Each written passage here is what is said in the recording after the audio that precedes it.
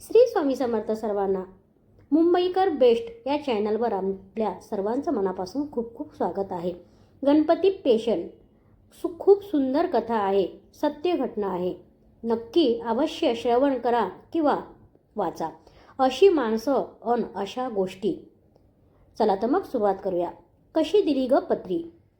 लगेच उत्तर आलं 10 रुपये.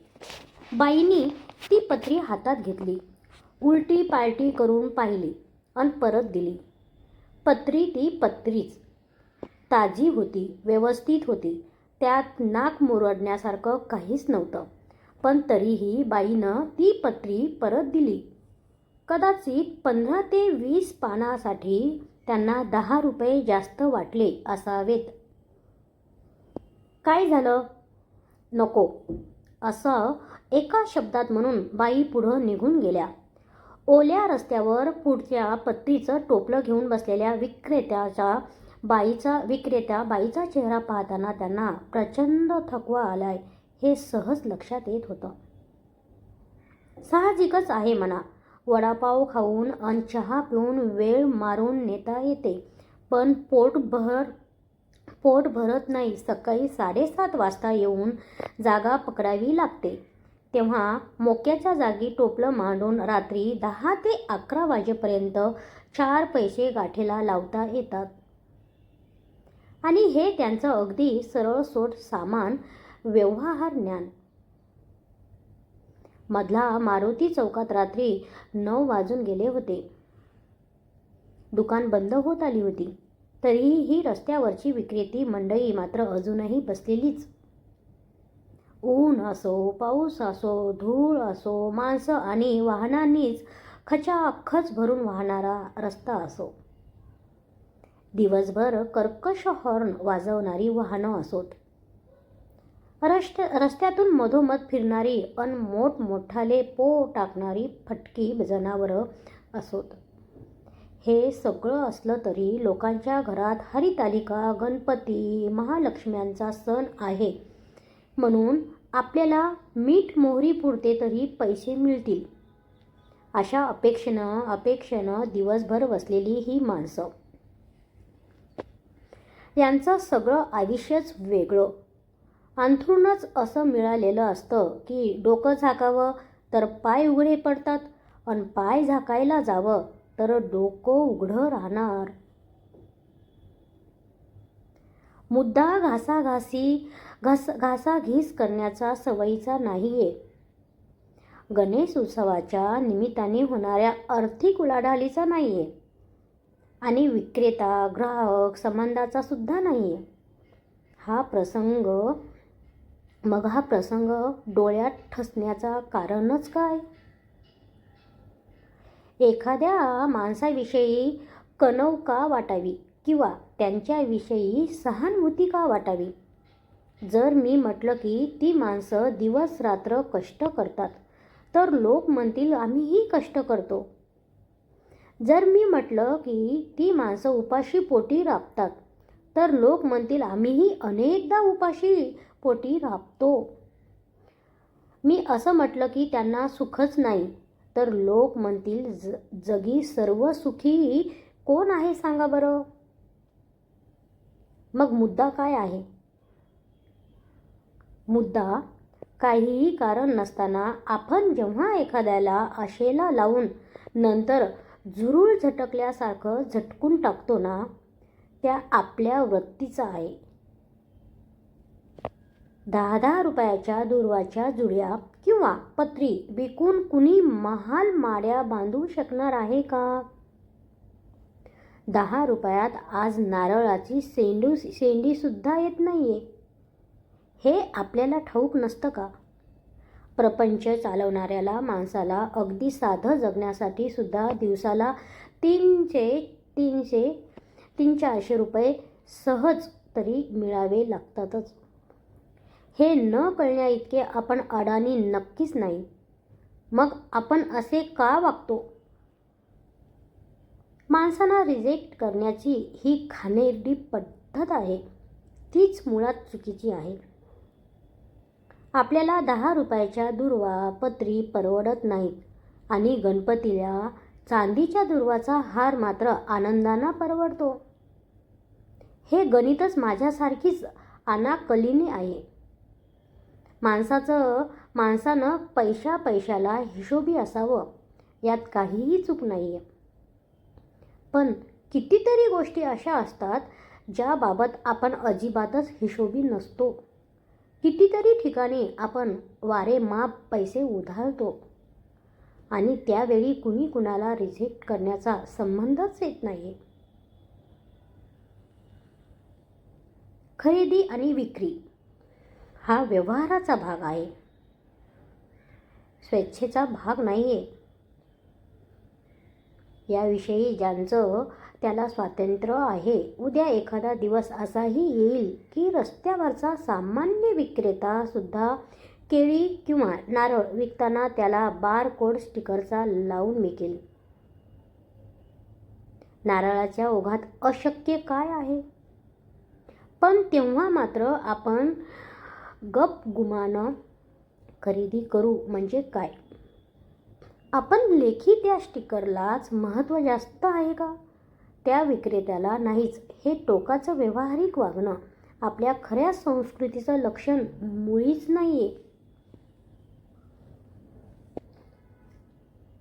जर आपण आपल्यापेक्षा आर्थिकदृष्ट्या कमकुवत माणसांना असं कसपटकासारखं वागवतो तर मग आपल्याला कुणी सहज सोडून देईल असं वाटतं का?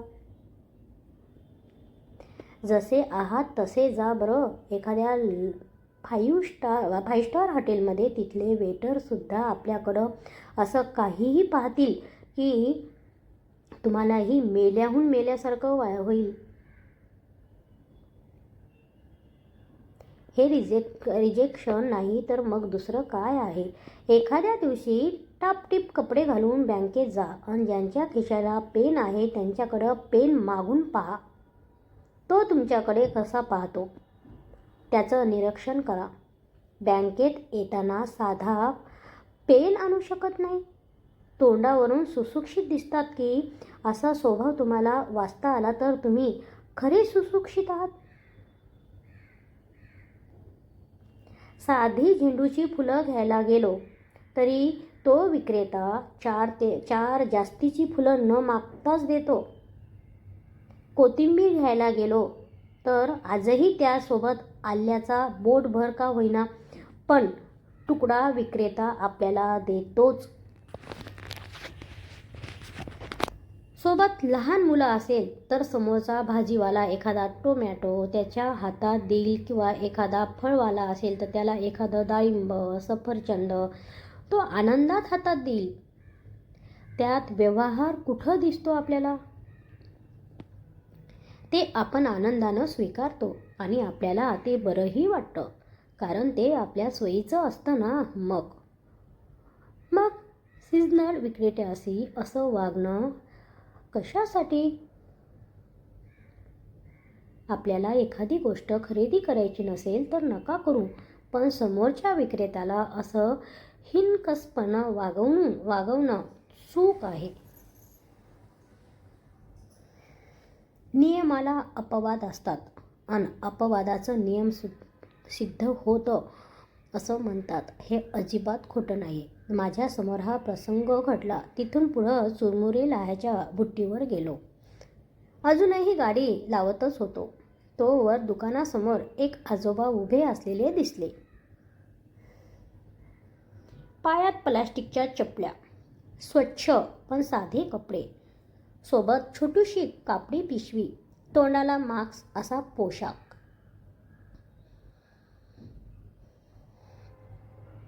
अर्धा किलो चुरमुरे द्याल का? आवाज अगदी शांत अन एकदम साधा. देते की. अजून काय देऊ बोला?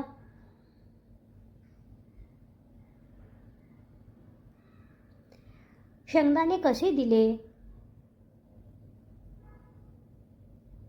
40 रुपये पाव किलो दिले. किती देऊ? असं समोरून उत्तर आलं. लगेच असं उत्तर आलं की पाव किलो द्या. त्यानंतर अजून काही पाहिजे का असं विचारण्यात आलं. लगेच तिकडनं उत्तर आलं, फुटाणे कसे? म्हणजेच फुटाण्याचा भाव काय आहे? लगेच समोरून उत्तर आलं, 35 रुपयाचे पाव किलो. लगेच उत्तर आलं, बरं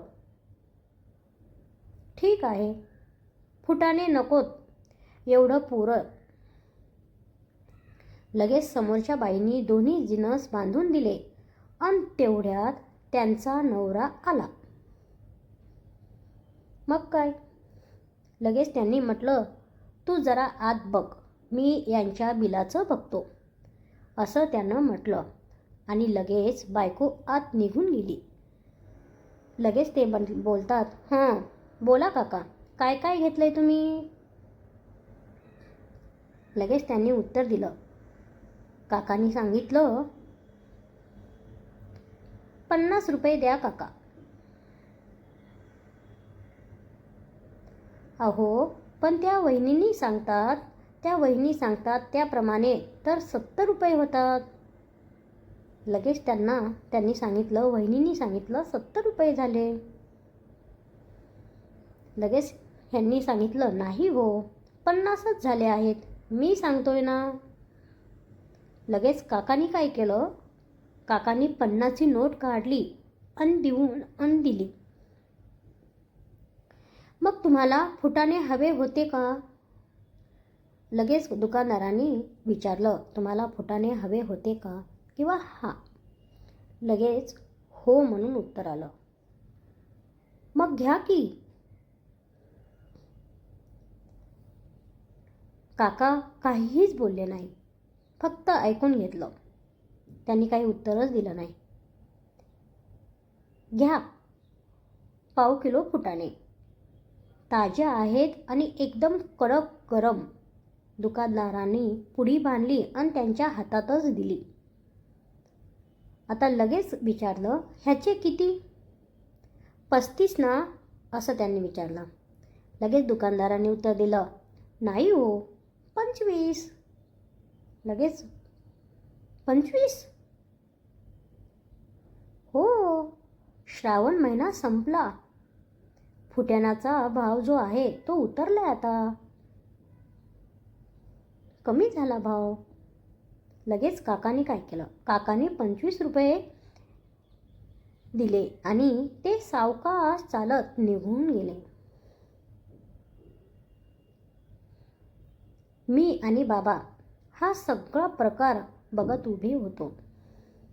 आम्हाला काय काय हवं होतं आणि ते त्याला सांगितलं आणि सामान भरता भरता तो सांगत होता, अहो ते एकटेच आहेत, मुलं बाळं नाही आहे, बायको जाऊन 3 ते 4 वर्ष झाली, कुठल्या तरी दुकानात कामाला होते, पेन्शन नाही आहे, फार पैसा पण हातात नाही आहे, वयोमानाप्रमाणे तर काम पण झेपतसुद्धा नाही आहे. आता हे अर्धा किलो चुरमुरे आणि डाळ शेंगा घेऊन गेले, ते 4 दिवस पुरणार बघा. शेवटी तो पण माणूसच आहे. आता दिसले गरम फुटाणे म्हणून खावेसे वाटले, पण म्हणून यांच्याकडून बाजारभावानं पैसे घेऊ का मी? आपल्याला पण माणुसकी म्हणून काहीतरी पाहिजे का नको सांगा? देव वरनं सगळं बघत असतो. आपण सगळ्यांना एकाच मापानं मोजू नये, हा जगण्या वागण्याचा नियम आणि जाणत्या लोकांनी का बरं घालून दिला असेल? त्याचं उत्तर मला कुणीही न देता आपोआपच मिळालं होतं.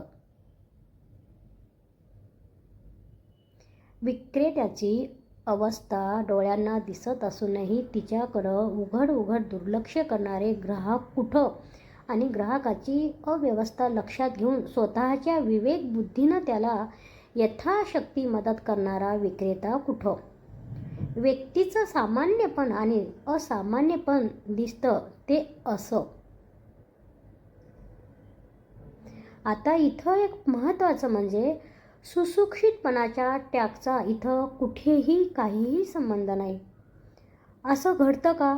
अशा आपल्याकडून चुका होतात का? नक्की मला तुमची प्रतिक्रिया लिहून पाठवा. आणि ही सत्यच हकीकत आहे. असं आपण करतो का? आपण छोट्या छोट्या गोष्टीवर खरंच लक्ष देतो आणि आपल्याकडून खूप मोठ्या मोठ्या गोष्टी होऊन जातात. आपण त्याला सहजपणे सोडून देतो. आता श्रावण महिना असो, गणपती बाप्पा असो, गौरी असो, दसरा असो, दिवाळी असो, जेव्हा खरेदी करताना आपल्या मनामध्ये 10 दुकानं शोधायची आणि भाव काढायची पद्धत आहे. ही कथा आवडली तर